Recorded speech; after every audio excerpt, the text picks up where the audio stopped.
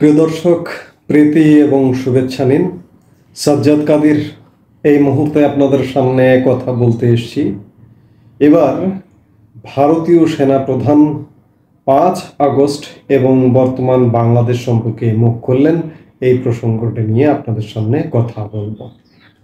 খবরে প্রকাশ যে বাংলাদেশে যখন গত আগস্ট মাসে ক্ষমতার পালাবদল হয়, তখন ভারতের সেনাপ্রধান জেনারেল উপেন্দ্র ত্রিবেদী বাংলাদেশে তার কাউন্টার পার্ট জেনারেল ওয়াকারুজ্জামানের সাথে সার্বক্ষণিক যোগাযোগে ছিলেন বলে জানিয়েছেন। আজ সোমবার 13 জানুয়ারি দিল্লিতে ভারতীয় সেনাবাহিনীর বার্ষিক সংবাদ সম্মেলনে জেনারেল ত্রিবেদী সাংবাদিকদের কাছে এ মন্তব্য করেন। বাংলাদেশ নিয়ে এক প্রশ্নের জবাবে মিস্টার দ্বিবেদী বলেন, আজকের তারিখে আমাদের কোনো পক্ষেরই আক্রান্ত হওয়ার কোনো সম্ভাবনা নেই। আমরা সে দেশের সেনাপ্রধানের সঙ্গেও নিয়মিত যোগাযোগে আছি। বস্তুত সে দেশে যখন পালাবদল ঘটল, তখনও আমরা নিজেদের মধ্যে সবসময় যোগাযোগ রেখে চলছিলাম। এরপর গত 20 নভেম্বরও আমাদের মধ্যে একটা ভিডিও কনফারেন্স হয়েছে। দুই দেশের সামরিক বাহিনীর মধ্যে সম্পর্ক স্বাভাবিকভাবেই চলছে, বলছিলেন মিস্টার দ্বিবেদী। প্রসঙ্গত, গত 5 আগস্ট বাংলাদেশের তৎকালীন প্রধানমন্ত্রী শেখ হাসিনা ক্ষমতা থেকে অপসারিত হয়ে দেশ ত্যাগ করেন এবং বাংলাদেশের একটি মিলিটারি এয়ারক্রাফটে করে দিল্লির কাছে হিন্ডন এয়ারবেসে এসে অবতরণ করেন।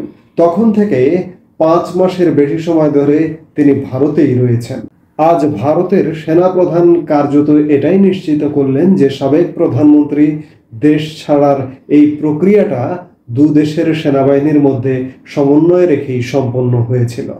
জেনারেল উপেন্দ্র ত্রিবেদী বাংলাদেশে তার কাউন্টার পার্টের দেওয়া একটি সাক্ষাৎকারের প্রসঙ্গ উত্থাপন করে বলেন, অর্থাৎ জেনারেল ওয়াকারুজ্জামান কদিন আগে প্রথম আলোয় যে একটি সাক্ষাৎকার দিয়েছিলেন, সেই সাক্ষাৎকারের প্রসঙ্গ উল্লেখ করে উপেন্দ্র দ্বিবেদী বলেন, উনি যেমন বলেছেন ভারত তাদের জন্য স্ট্র্যাটেজিক দিক থেকে গুরুত্বপূর্ণ, কথাটা আমাদের দিক থেকেও সত্যি।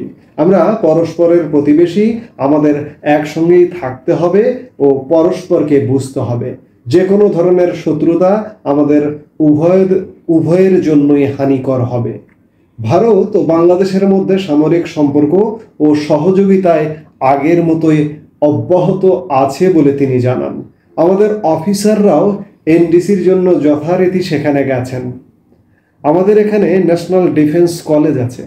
এখানে দেশি বিদেশি সারা পৃথিবীর সামরিক বাহিনীর মানুষ এই যে ন্যাশনাল ডিফেন্স কলেজে একটা এনডিসি কোর্স করতে আসে। ভারতীয় সেনা প্রধান উপেন্দ্র দ্বিবেদী সেটাই বোঝাতে চেয়েছেন যে এই যে পরিস্থিতি চলছে এই 5-6 মাস ধরে, এর মধ্যেও এনডিসি কোর্স করবার জন্য ভারতীয় সৈন্যরা কিন্তু বাংলাদেশে এসছে। ওদিক থেকে কোনো সমস্যা নেই। শুধু তিনি বলছেন যে বাংলাদেশের দিক থেকে কোনো সমস্যা নেই, শুধু আমাদের যে যৌথ সামরিক মহড়া হওয়ার কথা ছিল সেটা বর্তমান পরিস্থিতির কারণে পিছিয়ে দেওয়া হয়েছে। পরিস্থিতির উন্নতি হলে সেটাও অনুষ্ঠিত হবে, জানান জেনারেল দ্বিবেদী। তবে তিনি সেই সঙ্গে যোগ করেন, দুই দেশের সম্পর্ক তখনই স্বাভাবিক হবে যখন একটি নির্বাচিত সরকার বাংলাদেশে ক্ষমতায় আসবে। যদি আপনারা দুই দেশের সম্পর্কের কথা বলেন, সেটা ওখানে নির্বাচিত সরকার না আসা পর্যন্ত সম্ভব নয়। তবে দুই দেশের সেনাবাহিনীর মধ্যে সম্পর্ক একদম ঠিক আছে, সব মসৃণভাবে চলছে বলে মন্তব্য করেন ভারতীয় সেনা প্রধান উপেন্দ্র দ্বিবেদী। একটা চমৎকার একটা স্টেটমেন্ট পাওয়া গেল ভারতীয় সেনাপ্রধান জেনারেল উপেন্দ্র দ্বিবেদীর। 5 আগস্ট সময়ে কি হয়েছে, বর্তমানে ভারত বাংলাদেশ সেনাবাহিনী পর্যায়ে কি ঘটছে, সেগুলো তার বক্তব্যে আমরা পেলাম। দু দেশের যে প্রশিক্ষণ ট্রেনিং, আমাদের এখানে এনডিসি কোর্স করতে আসছেন তারা, কিংবা যৌথ সামরিক মহড়া হয় সেটি সাময়িকভাবে বন্ধ আছে, বিষয়গুলো পরিষ্কার করেছেন। এবং একই সাথে তিনি বলছেন যে আমাদের সেনাপ্রধান জেনারেল ওয়াকারুজ্জামান ভারতের প্রয়োজনীয়তার কথা বলছেন।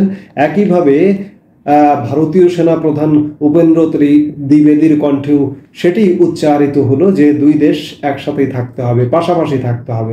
এই যে কিছু মানুষ আছে না যে বলে আমরা 3 দিনের মধ্যে 4 দিনের মধ্যে কলকাতা দখল করব, এগুলো হচ্ছে ভাঁওতাবাজ, এগুলো হচ্ছে উস্কানিদাতা কথাবার্তা।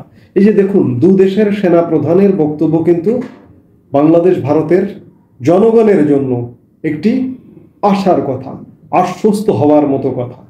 ভারতীয় সেনাপ্রধান উপেন্দ্র দ্বিবেদী আরেকটি খুব গুরুত্বপূর্ণ কথা বলেছেন যে এই যে বর্তমান যে ইউনূস সরকার, এই সরকারটির আসলে ভারতের কাছে মূল্য নেই এবং ভারতের সেনাবাহিনীর কাছেও মূল্য নেই। তিনি এটি জোর দিয়ে বলেছেন যে নির্বাচিত সরকার আসলে এই যে সম্পর্কটি যেটি আছে এটি একদম স্বাভাবিক হয়ে উঠবে। তো সেই জায়গায় আমরা সবাই চাইছি, সারা পৃথিবী চাইছে, বাংলাদেশের আপামর জনগণ চাইছে যে একটি দ্রুত নির্বাচন। কিসের ডিসেম্বর? 2025-এর ডিসেম্বর আর 26-এর প্রথমার্ধ, এগুলো বাদ দিতে হবে। বাদ দিয়ে আগামী জুনের আগেই নির্বাচন হয়ে যেতে হবে। এটিই হচ্ছে সমাধান। দেশকে বাঁচাতে হলে, আমাদের আন্তর্জাতিক সম্পর্কগুলো বাঁচাতে হলে অতি দ্রুত নির্বাচন হতে হবে। কারণ এই সরকারের, আমি ওই যে বাংলায় একটা কথা বলি যে আমরা সাধারণত কথ্য ভাষায় বলি তোমার বেল নাই। বাংলাদেশের ইউনূস সরকারের বেল নাই, ভারতের কাছেও বেল নেই। কারণ কদিন আগে আবারও বলছি যে ভারতের পররাষ্ট্র মন্ত্রণালয়ে বাংলাদেশের পররাষ্ট্র মন্ত্রণালয় প্রধানমন্ত্রী শেখ হাসিনাকে ফিরিয়ে আনবার জন্য একটি নোট ভার্বাল দিয়েছেন। সেই নোট ভার্বাল দেওয়ার ক্ষেত্রে ভারতের পররাষ্ট্র মন্ত্রণালয় থেকে প্রশ্ন উঠেছে যে একটি অনির্বাচিত সরকার একটি দেশের নির্বাচিত সরকারকে এমন চিঠি দিতে পারে কিনা, অর্থাৎ ইউনূস সরকারকে বেল দেয়নি। তেমনি এই যে সেনাপ্রধান উপেন্দ্র দ্বিবেদী, তার কথাই স্পষ্ট যে বাংলাদেশে শীঘ্রই একটি নির্বাচন হতে হবে, গণতান্ত্রিক পরিবেশ ফিরে আসতে হবে এবং একটি নির্বাচিত সরকার আসতে হবে। দুই দেশের সেনা প্রধান বা সেনাবাহিনীর মধ্যে কিন্তু সম্পর্ক একদম স্বাভাবিক আছে এবং ভারত কিন্তু উত্তেজনার কথা কখনোই বলেনি, ভারতের জনগণও কখনো বলে না। বাংলাদেশের এই যে একটি অন্তর্বর্তীকালীন সরকার, এই সরকারের ভাবে সাপে মনে হয় যে কি না কি। কাজেই উপেন্দ্র দ্বিবেদী ভারতীয় সেনাপ্রধান যথার্থই বলেছেন যে নির্বাচন হতে হবে এবং তার কথা এটি স্পষ্ট যে সামরিক বাহিনীর মধ্যে, দু দেশের সামরিক বাহিনীর মধ্যে কোনো ধরনের উত্তেজনা নেই। যুদ্ধটা কে করবে? সামরিক বাহিনী তো করবে। এ ধরনের যুদ্ধ ভাব অন্ততপক্ষে সামরিক বাহিনীর মধ্যে নেই, কিন্তু আমাদের বাঙ্গু জনগণ, বাংলাদেশের জনগণের মধ্যে এগুলো আছে। পারুক আর না পারুক, মুখের জোরটা আছে।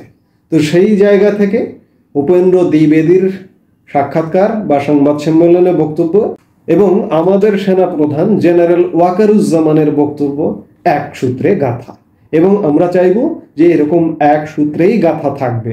সেই সাথে আমরা বলবো যে অতি দ্রুত বাংলাদেশে একটি সাধারণ নির্বাচন অনুষ্ঠিত হবে এবং নির্বাচিত সরকারের হাতে ক্ষমতা হস্তান্তর করে বর্তমান যে ইউনূস সরকার আছে, ইউনূস সরকার বিদায় নেবে। এই মুহূর্তে এ পর্যন্তই। সবাই ভালো থাকুন, সুস্থ থাকুন। আমাদের ভিডিওগুলো নিয়মিত পেতে সাবস্ক্রাইব করুন Sajjad Kadir and the legends YouTube channel এবং লাইক, কমেন্ট, শেয়ার করে সাথে থাকুন।